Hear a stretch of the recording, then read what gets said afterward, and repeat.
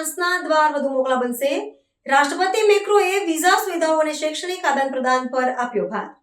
AIIMS ખાતે આયોજિત એક વિશેષ કાર્યક્રમ દરમિયાન ફ્રાન્સના રાષ્ટ્રપતિ એમેન્યુએલ મેક્રોએ ભારત અને ફ્રાન્સ વચ્ચેના શૈક્ષણિક સંબંધોને નવી ઊંચાઈએ લઈ જવાની પ્રતિબદ્ધતા વ્યક્ત કરી છે. તેમણે જણાવ્યું હતું કે ફ્રાન્સમાં વધુને વધુ ભારતીય વિદ્યાર્થીઓ અભ્યાસ અર્થે આવે અને તેવી જ રીતે ફ્રેન્ચ વિદ્યાર્થીઓ પણ ભારતની શૈક્ષણિક સંસ્થાનો લાભ લે તે બંને દેશોના ભવિષ્ય માટે અત્યંત મહત્વનું છે. આ પરસ્પર આદાન-પ્રદાનથી માત્ર શિક્ષણ જ નહીં પરંતુ બંને દેશોની સંસ્કૃતિ અને નવીનતાના ક્ષેત્રે પણ મજબૂત જોડાણ સ્થાપિત થશે. વિદ્યાર્થીઓને નડતી વહીવટી મુશ્કેલીઓનો સ્વીકાર કરતા રાષ્ટ્રપતિ મેક્રોએ મહત્વની જાહેરાત કરી હતી કે તેમની સરકાર ભારતીય વિદ્યાર્થીઓની અપેક્ષાઓને અનુરૂપ વિઝા સુવિધાઓ આપવા માંગે છે.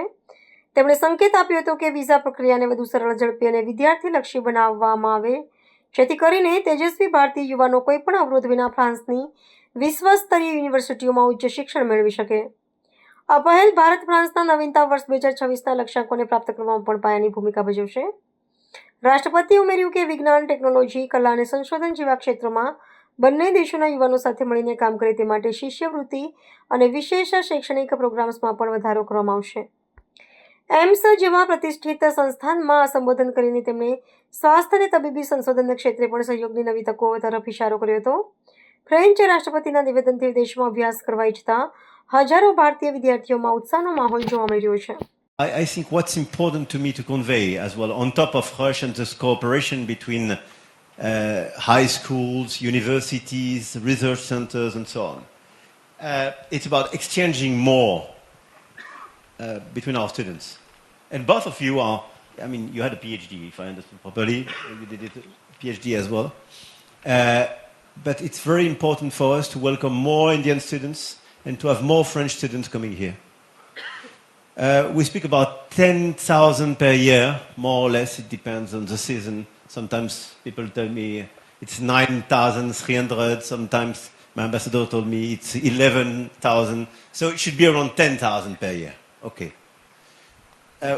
We decided with Prime Minister Modi to have 30,000 by 2030. It's largely feasible. Largely feasible. On the French side, we have to simplify, and we will simplify, our sourcing and as well as a visa facility. To have a visa which, I mean, meets the expectation of the students and is appropriate. For instance, if you have a PhD, I don't know how many years it took for you, 3 years normally. So if I give you a visa for 1 year, I'm a little bit crazy. I create a sort of uncertainty, and probably we deliver the visa for 1 year, and you have to renew it and so on. So it's not optimal.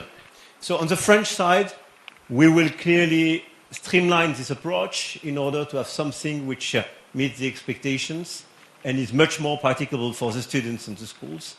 And by Rush, precisely, we will establish better connections in order to have a better sourcing.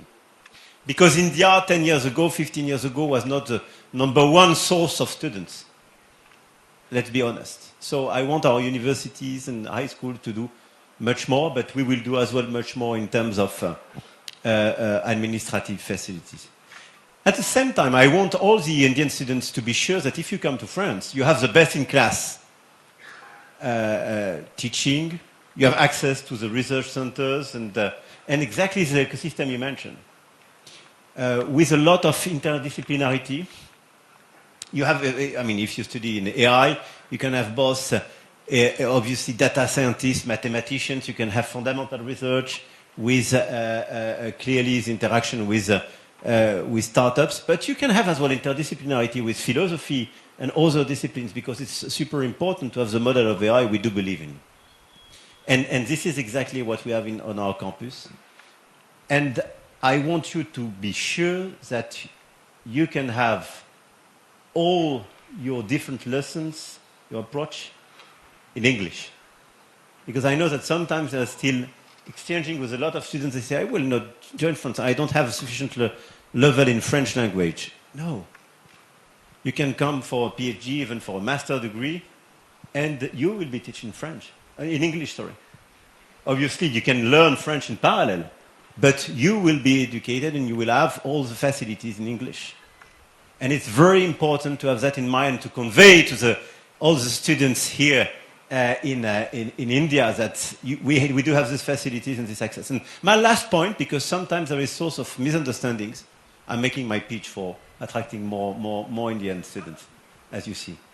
It's a strange argument, but in France, the cost of studies is largely less expensive than in a lot of other countries.